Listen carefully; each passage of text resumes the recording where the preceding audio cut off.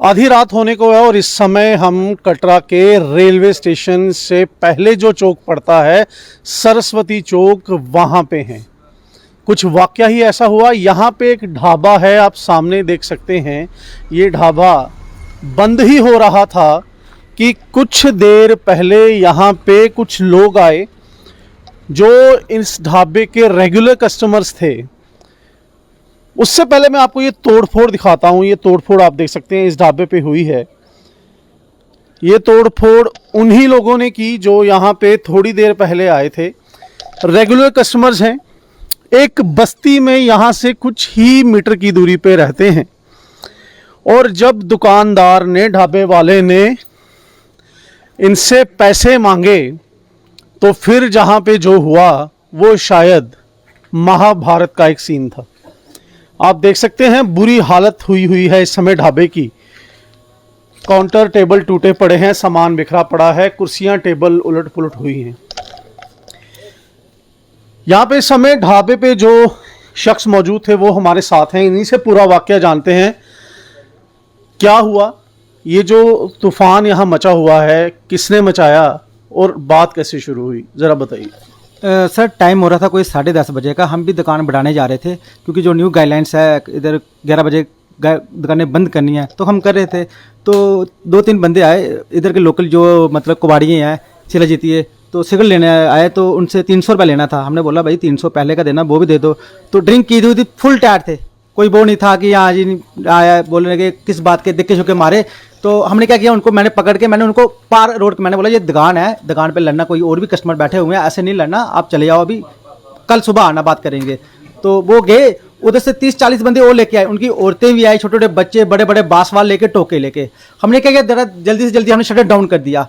जो बाहर थे उन्होंने बाहर वालों को पीटना शुरू कर दिया। उन्होंने शटर को वो देखा, मैं दिखाता हूँ अभी आपको। उन्होंने क्या किया, जो पड़े थे ना इसको मारना शुरू हो गए। इतने में अगर ये देखो,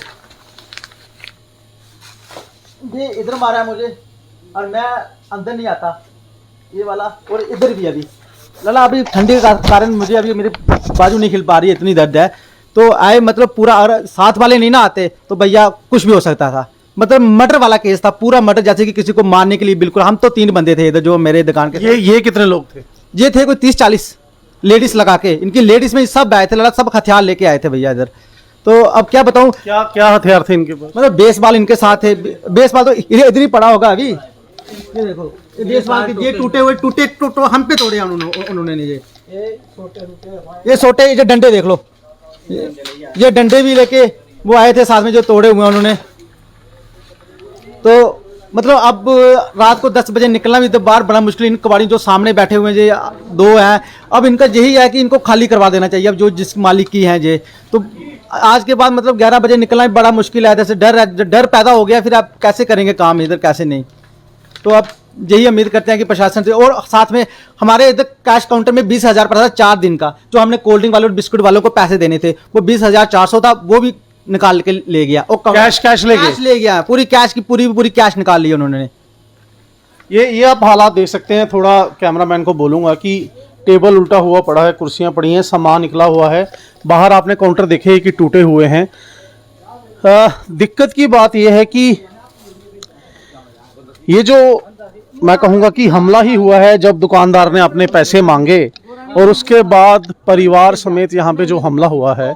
और अगर साथ के होटल से जो मुलाजिम हैं वो इनको बचाने ना आते तो शायद एक, जैसे उन्होंने खुद कहा कि मर्डर भी हो सकता था, इतनी बुरी हालत थी। बेसबॉल के बैट तक इन पे तोड़ दिए, डंडे तोड़ दिए इनके ऊपर।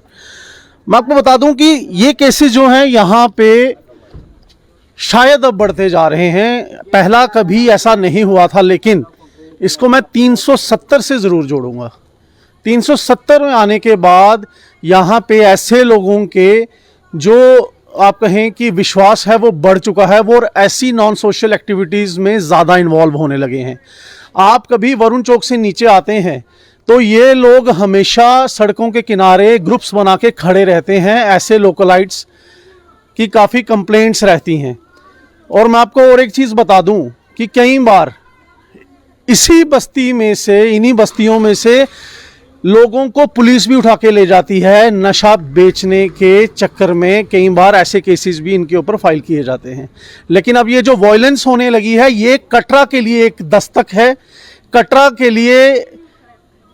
के लिए ये एक दस्तक है कि अब हमें समझ आना चाहिए कि ऐसे लोगों को जिन्हें हम अपनी प्रॉपर्टी, अपनी लैंड रेंट पे दे रहे हैं, क्या वो हमारे परिवार वालों के लिए, क्या वो हमारे लोगों के लिए, हमारे कटरा शहर के लिए सेफ हैं? कटरा शहर उनसे सेफ है या नहीं है, ये सबको समझना होगा। ये जो वाकया है ये एक दस्तक है कटरा के लोगों के लिए। आप देखते रहिए द नॉर्दर्न हेराल्ड। मैं हूं हिमांशु शर्मा, कैमरामैन प्रदीप सिंह के साथ।